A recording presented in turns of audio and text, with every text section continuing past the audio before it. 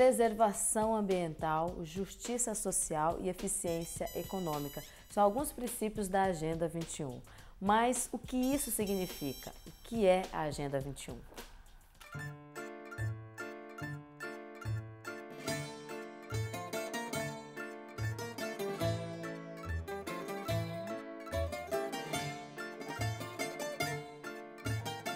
Como foi apenas um acordo político e não um tratado jurídico, suas metas serão e são cumpridas à medida que cada país, a sociedade e os governantes estiverem mobilizados e conscientes para isso. Mas antes nós precisamos entender o que é a Agenda 21 para depois chegarmos num processo de participação de todos. E para isso eu vou conversar com a arquiteta e integrante da rede Agenda 21, Nina Orlon. Tudo bem, Nina? Tudo bem. Quando que surgiu a necessidade de se pensar uma agenda com ações ambientais? Bom, a iniciativa é mundial, da ONU especialmente, que vendo a necessidade do crescimento populacional, em relação ao crescimento populacional, a preocupação com a falta de alimentos, sim, com os problemas que estavam se avolumando na humanidade, com descobertas das relações assim mais cientificamente estudadas e todos essa preocupação realmente com a humanidade que ela deveria ter para o século XXI, nós estávamos no século passado ainda, um novo comportamento, uma nova forma de se relacionar, de produzir, de consumir, de se comportar, e foram propostas várias reuniões, várias conferências no mundo que resultaram em 92, na Eco 92, num documento que chama Agenda 21 Global. Por isso que o 21 era para o século 21 que nós já estamos vivendo aqui. E quais foram essas propostas nesse período?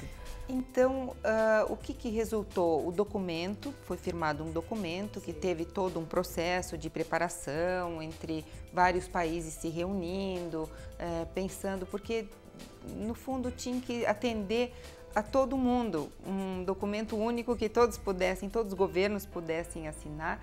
Foi uma proposta mais de governos do que de comunidades. No entanto, ele tem 40 capítulos importantes que mostram como que a gente deve viver integrando todos esses temas. Então, o tema da saúde, tem um capítulo que fala sobre a saúde, que é o capítulo 6º, tem o capítulo 7º que fala das moradias, de que a pessoa tem que viver bem. No fundo, todo um propósito para conseguir um melhor bem-estar para toda a humanidade, não só para alguns. Então, temos a questão dos resíduos, tem 3 capítulos para os resíduos, um propósito de como que a humanidade deve se comportar para conseguir melhores conquistas de bem-estar.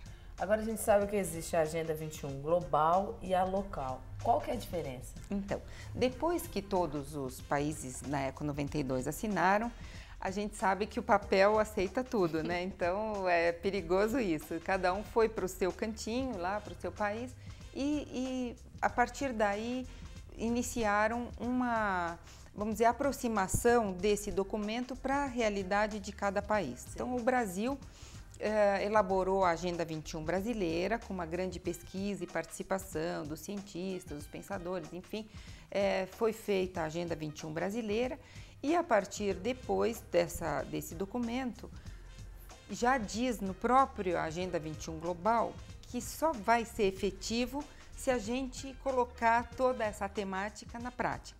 E como que a gente pode colocar isso na prática? Através do local. Sim. Então, sem perder uma visão global, a ação sempre local. Sim. Então, no Brasil, foi proposto, principalmente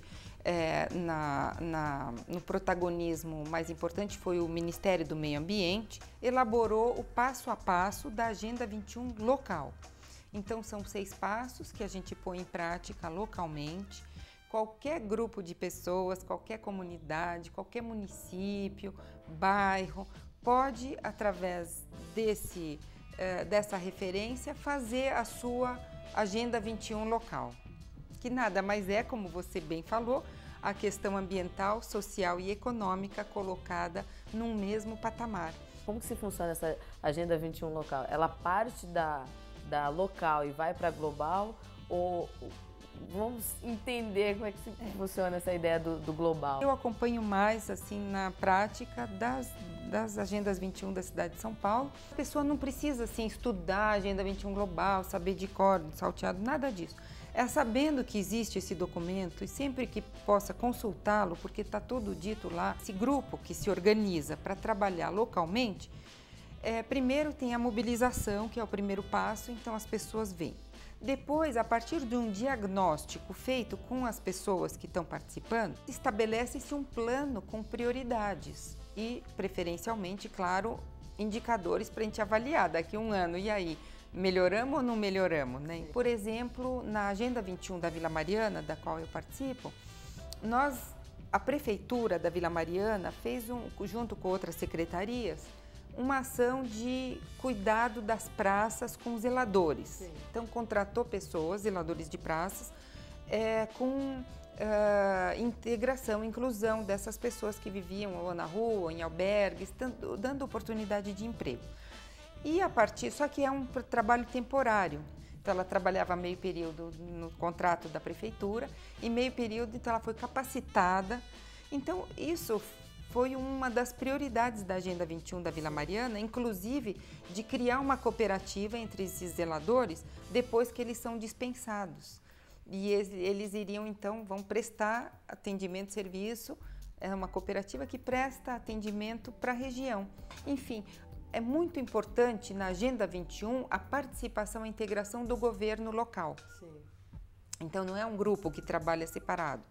Ele quer trabalhar junto para a gente melhorar uma política pública de forma integrada, participativa. Não é simples, mas quando tem esse diálogo e essa participação, é muito bom, porque aí a gente ajuda também nas políticas públicas que a prefeitura está implantando, que sejam boas para a sociedade, e a gente também tem o benefício de potencializar, vamos dizer, os recursos, né? Agora, em relação à agenda global, a gente tem uma ideia qual, por exemplo, o país que cumpre mais essa agenda e quais, por exemplo, essas necessidades sociais, por parecer mais de países nesse processo de desenvolvimento e de industrialização, como que ficam os outros países que parece que já passaram por essa etapa, já venceram isso? Como que eles cumprem, por exemplo, essa agenda? Olha, os países, vamos dizer, mais democráticos, que a gente sabe de iniciativas que estão de forma participativa, inclusive decidindo o orçamento público daquele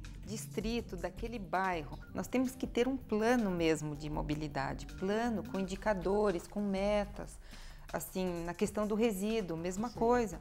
Nós precisamos ter coleta seletiva. É uma vergonha a cidade de São Paulo não ter coleta seletiva. A coleta seletiva pega o tripé da sustentabilidade direto, assim, porque é ambiental, é de inclusão social dos catadores que fazem um belíssimo trabalho, são atores protagonistas disso, e tem a questão da econômica. Alguns municípios estão um pouquinho melhor, que são a referência para a gente, né, no Nordeste, no Sul. Mas a Agenda 21 mesmo, o grupo trabalhando, às vezes independe da gente ter mais, uma situação já está melhor. Não, é o desafio do dia a dia mesmo. O processo. E sempre a gente pode melhorar, e sempre pode incluir as pessoas que participam. São sempre muito preciosas, não tem uma pessoa mais importante que a outra, não tem assim, o coordenador, o grupo compartilhando suas experiências, pode ser com a juventude, sim, participando, que tem muito para ensinar para a gente, porque é dessa forma que a gente vê a Agenda 21. Nina, a gente vai agora para um breve intervalo, daqui a pouco nós voltamos, a gente vai continuar falando sobre a Agenda 21, a Agenda 21 local e falar das características da Agenda 21 brasileira, né, que são características diferentes das outras. A gente vai para um breve intervalo, daqui a pouco voltamos.